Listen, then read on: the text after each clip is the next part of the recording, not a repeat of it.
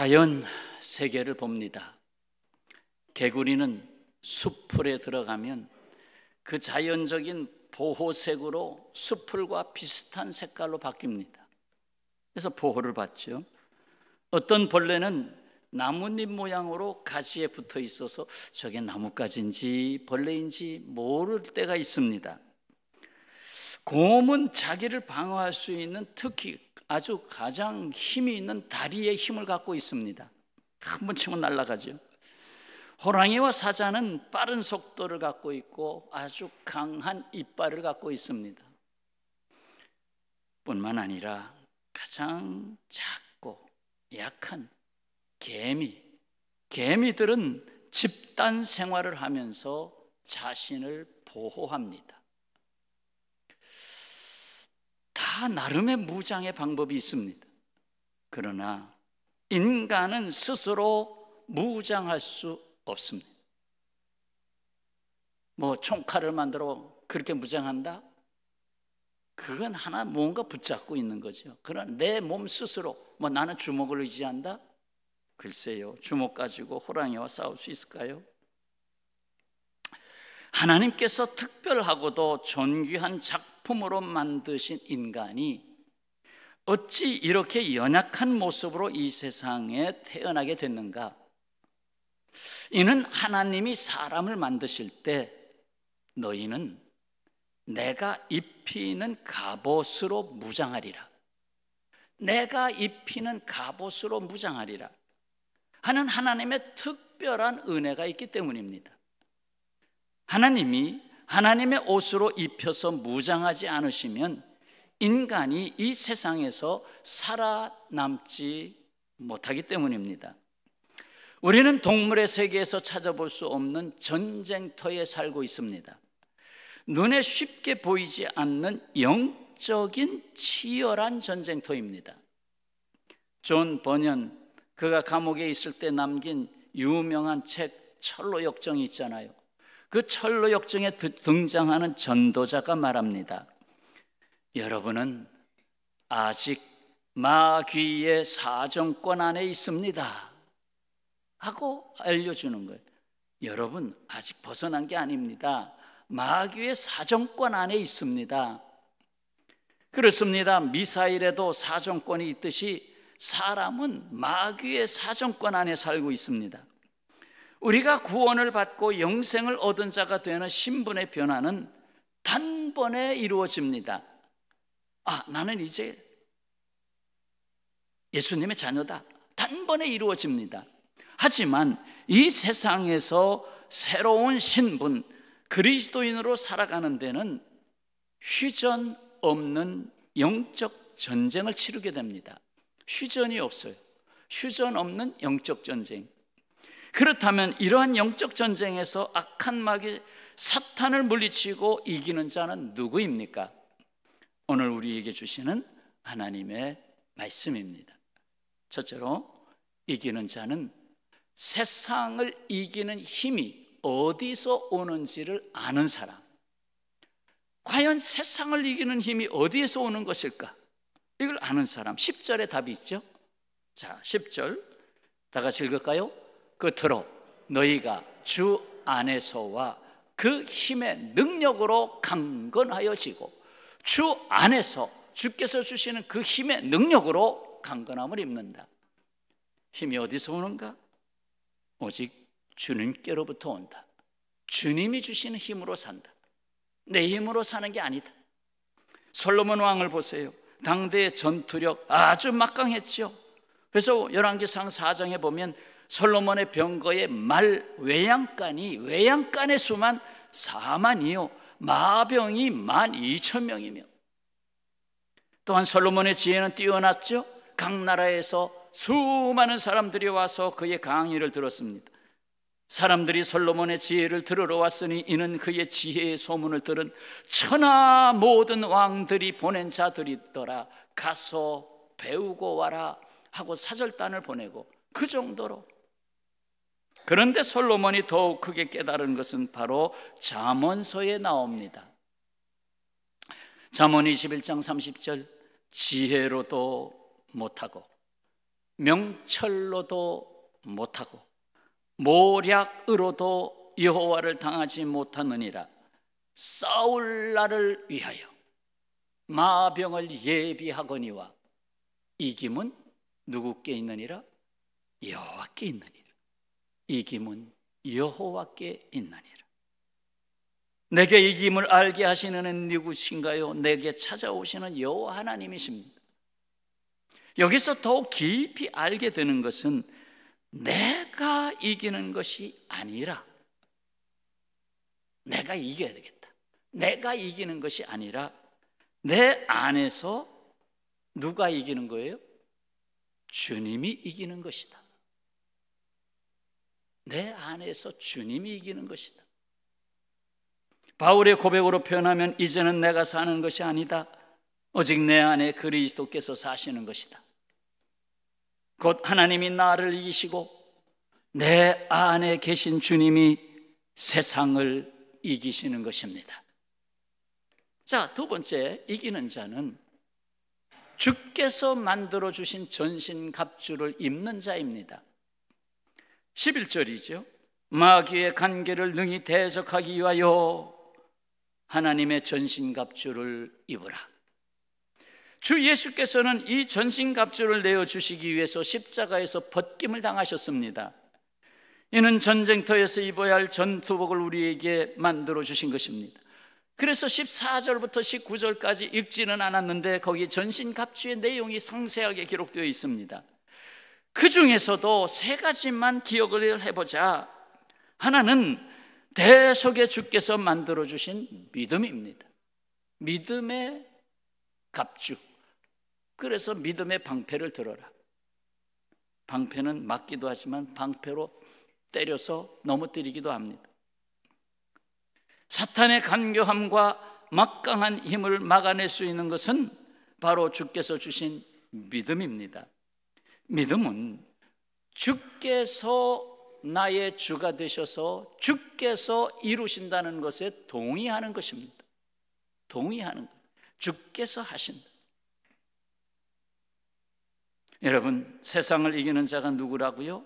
요한일서 5장 4절에 무릇 하나님께로부터 난 자마다 세상을 이기느니라. 세상을 이기는 승리는 이것이니 우리의 믿음이니라. 믿음이니라. 자, 하나가 믿음, 또 하나, 두 번째는 성령의 검, 하나님의 말씀입니다.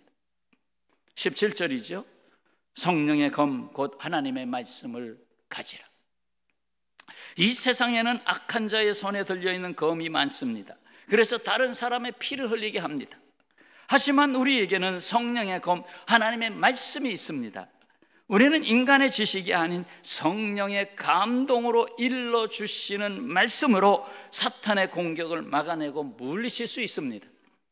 예수께서 제자들에게 말씀하셨죠. 마태복음 10장 19절, 너희를 넘겨줄 때, 너희들을 악한 자들 앞에 넘겨줄 때에 어떻게 또는 무엇을 말할까 염려하지 말라. 그때에 너희에게 할 말을 주시리니. 그 다음 절 다 같이 한번 읽겠습니다. 말하는 이는 너희가 아니라 너희 속에서 말씀하시는 이 곧 너희 아버지의 성령이시니라. 성령께서 말씀하신다. 여러분, 어떤 어려움 앞에 섰을 때 어떻게 할까, 무엇을 말할까 염려가 되지요. 그런데 실상 내 안에 계신 성령께서 말씀을 하신다. 성령이시여 말씀하소서, 내가 듣겠나이다. 이 기도는 거듭되어야 됩니다. 성령이시여 내게 말씀을 주소서. 그리고 세 번째는, 또 하나는 하나님의 성령 안에서 깨어 기도하는 것입니다. 깨어 기도하는 것, 성령 안에서. 지금 성령 강림절을 앞에 두고 성령에 대한 낱말을 빼뜨리지 않고 3주째 지금 하고 있습니다. 에베소서 6장 18절 다 같이 읽겠습니다. 모든 기도와 간구를 하되 항상 성령 안에서 기도하고 이를 위하여 깨어 구하기를 항상 힘쓰며 여러 성도를 위하여 구하라. 아멘. 전쟁터에서 다 잠을 자면 적군이 들어와 몰살당할 수 있습니다. 깨어있는 기도는 마치 파수꾼과 같습니다. 기도하는 사람은 내 영적 상태를 항상 점검합니다. 내가 지금 주님이 기뻐하시는 대로 주님의 자녀의 삶을 살고 있는가? 자기를 점검하죠. 기도하는 사람은 마귀의 역사를 분별합니다. 이것이 마귀가 역사하는 것인가? 이것이 성령께서 인도하시는 것인가? 분별하게 되죠. 기도하는 사람은 성령의 역사하심 안에 순종하며 머물게 됩니다. 주님의 뜻이면, 성령께서 인도하시면,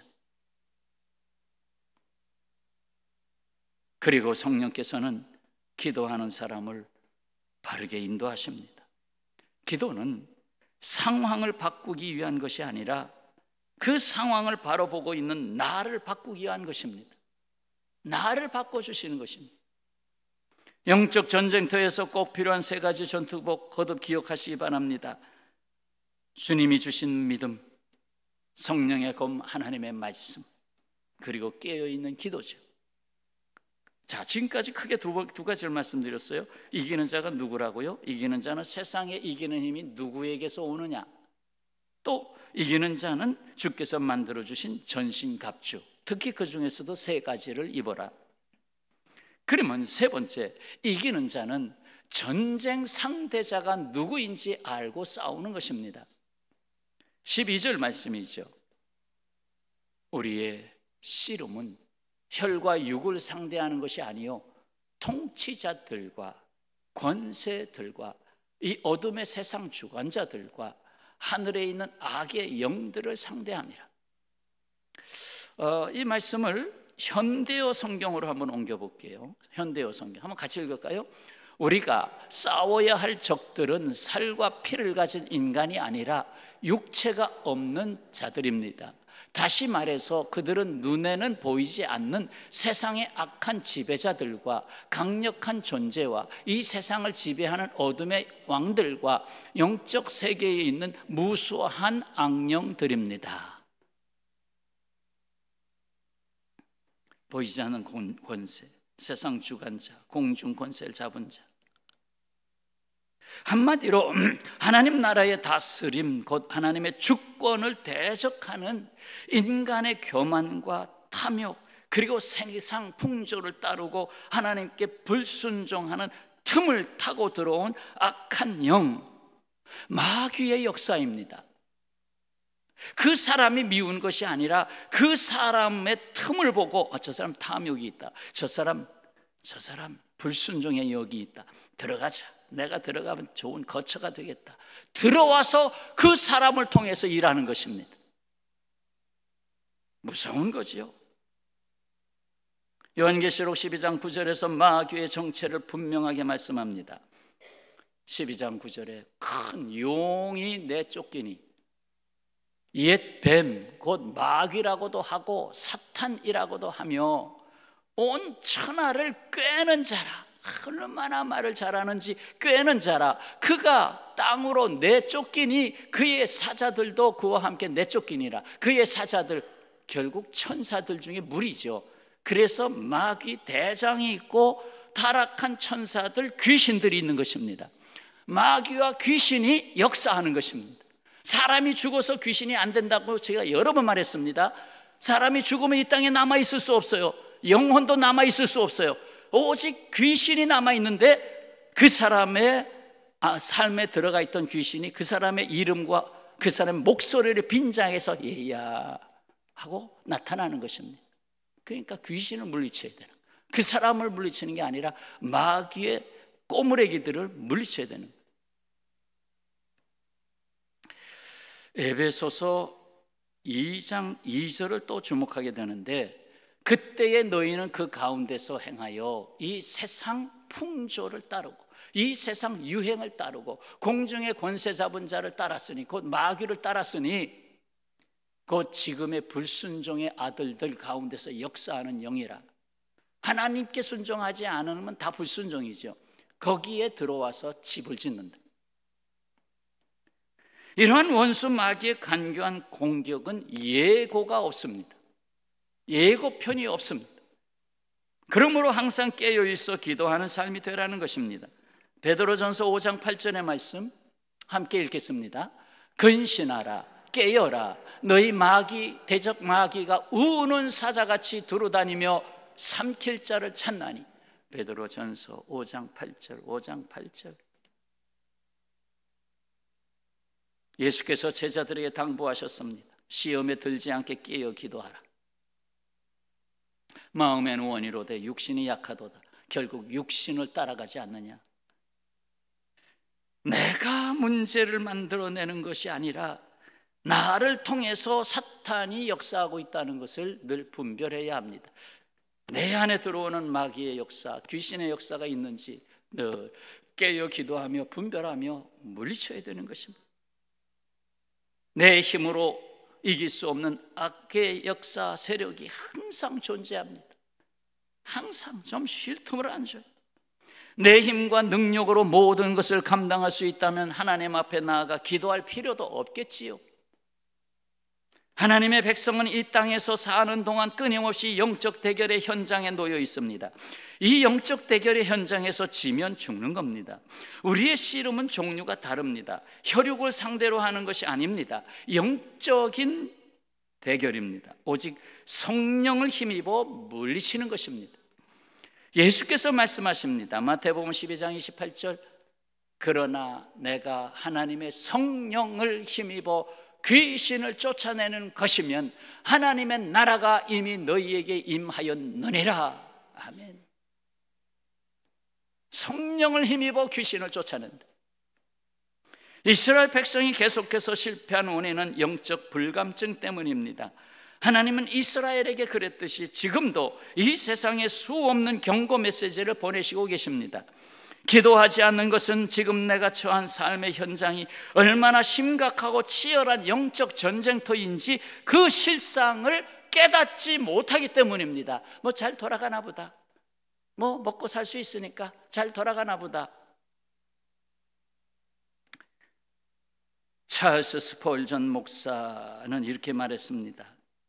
짧지만 강력한 기도를 할 수 있는 것은 오랜 기도가 쌓여서 가능하다. 그 지속적인 기도가, 끊임없이 계속되는, 매일같이 계속되는 지속적인 기도가 종종 짧은 기도 한마디의 기도, 예수님의 이름으로 명하노니 내게서 귀신아 물러가라, 짧은 기도 한마디가 역사가 일어난다는 거예요. 그가 그 기도를 해서 물러가는 것이 아니라 지속적인 기도가 쌓여서 어느 순간에 그 한마디가 역사를 한다는 것입니다. 때때로 실패하는 원인은 기도하지 않기 때문이 아니라 지속적으로 기도하지 않기 때문입니다. 그냥 1년에 한 번 작정 기도해놓고 자 쉬자가 아니라 쉬지 말고 기도하라. 이게 안 되기 때문에 그렇다는 거예요. 그러면 그 기도가 쉴 때 사탄이 야 내가 너 깨워줄게 하면서 사탄이 들어와 장난질하는 것입니다. 누가 이렇게 묻습니다. 하나님께서는 왜 모든 악을 제거하지 않으시는가? 이에 대하여 분명하게 대답하는 분이 있습니다. 이렇게, 하나님께서 모든 악을 제거하신다면 당신은 죽어 있을 것이기 때문입니다. 하나님께서 모든 악을 제거하시면 당신은 죽습니다. 스프로울, 누구인가 하면 미국 개혁주의 신학계를 이끈 신학자이고 목사입니다. 제가 이 말씀을 담으면서 참 중요한 말씀을 하셨다. 모든 악을 제거하면 만사 평안한데 악한 사람 싹싹 쓸어버리면 당신도 죽어. 왜냐하면 악은 저 멀리 있는 것이 아니라 내 안에도 깊이 자리 잡고 있기 때문입니다. 내 안에도 있기 때문에 나도 죽는 것입니다. 하나님은 어떤 분이신가요? 공의로우시지만 동시에 오래 참으시는 분이십니다. 하나님의 인내는 약함이 아니라 사랑입니다. 그 사랑이 오늘도 우리를 살게 합니다. 그분은 우리가 회개하고 돌이켜 구원받기를 기다리십니다. 이 은혜 앞에서 우리는 내가 죄인인 것을 깨닫고 거듭 기도의 자리로 돌아갈 수 있는 것입니다. 누구나 다 좀 더 오래 살면 자자손손을 이렇게 보면서 살고 뭐 그런 것도 하나의 복이겠죠. 그런데 한켠에 그냥 원고에 없는 얘기입니다. 한켠에 주님, 어제도 제가 앞으로 나 10년 정도 살 수 있을 것 같아. 어느 장로님께 말씀드렸어요. 10년 정도 살 수 있을 것 같아. 거의 한 80세 정도 살면 저는 잘 살았다. 제 몸을 보면 뭐 실수도 자꾸 많아지고 찬송가 1절하다 2절하고 2절하다 자꾸 많아지고 기억 못해요. 그래서 나중에 침상에 누워서 오래 사느니 하나님 앞으로 10년만 살겠습니다. 그러나 마누라는 잘 살게 해주세요.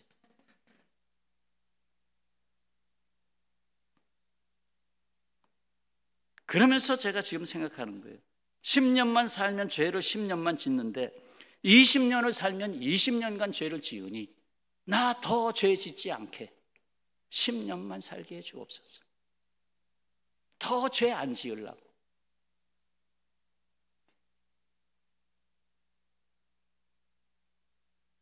내가 죄인인 걸 깨닫고 기도의 자리로 돌아갑니다.